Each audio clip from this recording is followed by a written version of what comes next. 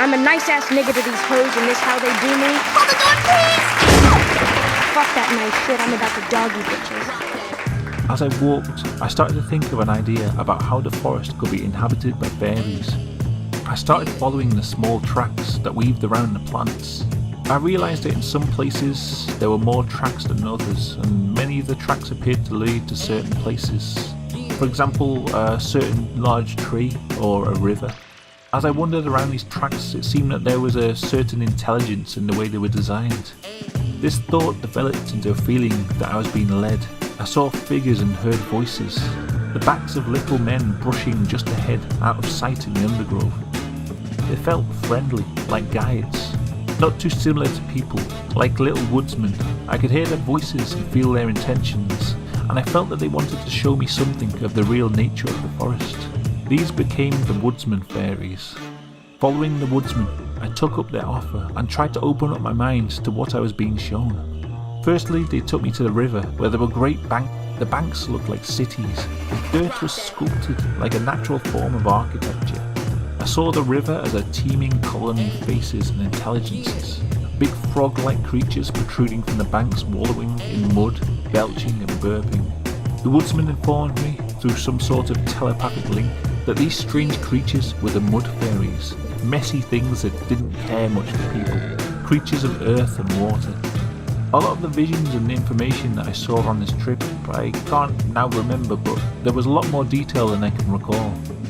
After this, I was introduced to the trees. I saw the trees as they really were, beautiful and ancient, each with its own heart and mind, more ancient and wise than man could imagine. They were great spectators on the world, aware of the comings and goings of mankind but aloof. They existed here in this world in their true form, powerful creatures in control of the woods. I saw them writhe and give off light. I felt great waves of ecstasy as I felt the joy in which they lived. The woodsman told me that they were the most powerful of all creatures in the wood, and that they could control my experience here. Whilst I was under the trees, I was in their control.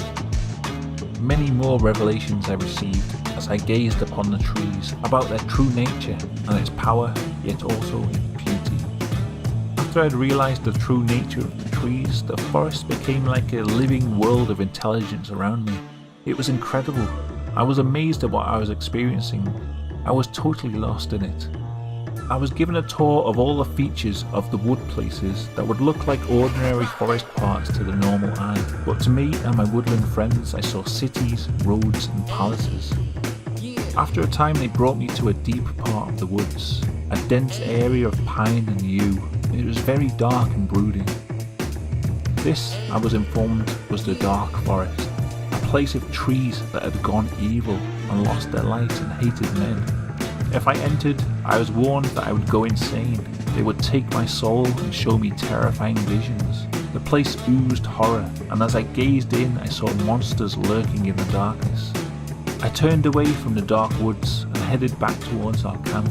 I eventually found everyone and attempted to tell them about my adventure. Most people just ignored me, telling me to shut up. No one was experiencing anything like I was. So, a little put out, I returned to my forest world. My friend, who I will call Kay, came with me, and as we walked I described the world that I had seen. Kay started to make up his own ideas to add to the story, as if what I was experiencing I was making up, as a story. Kay was annoying me intensely by adding his ideas. He seemed like a fool who didn't realise that what I was telling him was real. So eventually I told him to piss off. Now things really started to hot up. The forest enveloped me more than ever, but I felt that there was more to come.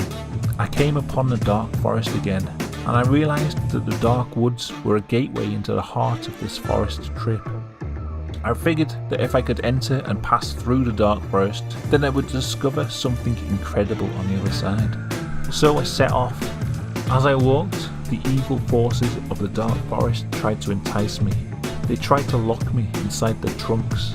They showed me the trapped souls of men who had fallen prey to them, twisting visions in the corner of my eyes of screaming, tortured souls. I felt hands pulling at my back. At one point I had an incredibly realistic hallucination of a man running up behind me with an axe, screaming as he hit me. I turned in shock and he vanished. I saw beasts and monsters stalking on either side. Fallen trunks and old stumps became wolves and demons, chasing me deeper into the wood. This was terrifying. I felt like I was on my last legs and at any moment would collapse and die, my soul ripped from inside by the devilish forces around me. I came deliriously upon an old twisted stump of a yew tree, standing alone in a clearing. It became a living, twisted old haggard centre of this dark place.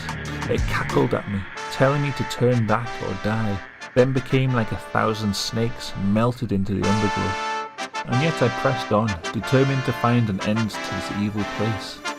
Then, as the terror of the dark forest reached a crescendo, I emerged into a light clearing. Before me was a massive old tree. An ancient face seemed to appear in its bark, and it spoke in a solemn voice that was soothing and yet all-encompassing. It certainly didn't speak in English, but in my delirium it explained that I had reached the heart of this trip, and that all I was experiencing was part of my own unconscious mind. The fairies were personifications of my own character, and that he, the tree, was the core of my being, the voice in my head and a voice of reason. I had been through the darkest recesses of my mind to get there, yet my mind was vast as the forest around me, and that wherever I went from now on, I would be on my own within my own mind, and could, if I chose, learn more of myself the further I ventured. Everything the tree communicated made sense, and the visions of the fairies seemed to fall into place around me. I pressed on into the wood, determined to find something. By this time I was extremely fatigued. I was staggering around talking to myself, and must have looked a right mess. The whole experience became more and more unpleasant. The woodsman seemed to have pissed off, and I kept thinking wild fairies who lived in the bushes were coming out and poking me and whispering about me behind their backs. Suddenly I found myself in a clearing. 2 huge trees had fallen down side by side. One had opened up a cave-like hole with its root, and the other had gone the other way with its branches flailing in the air. I stared at this vision, and as I did, the cave deepened, becoming a long, infinite tunnel, and the fallen tree writhed around like the tentacles of an octopus. I almost dropped to my knees with an overwhelming sensation I had found something meaningful, the dark cave and the octopus. What it meant I didn't know, and still don't, yet this was it, the end, and my mind and body knew it. I suddenly had a flash of realisation. I was tired, hungry, and lost in the middle of the woods, without a clue where any of my friends were. I panicked a bit, but managed to find the edge of the forest, which I left and felt much better for it.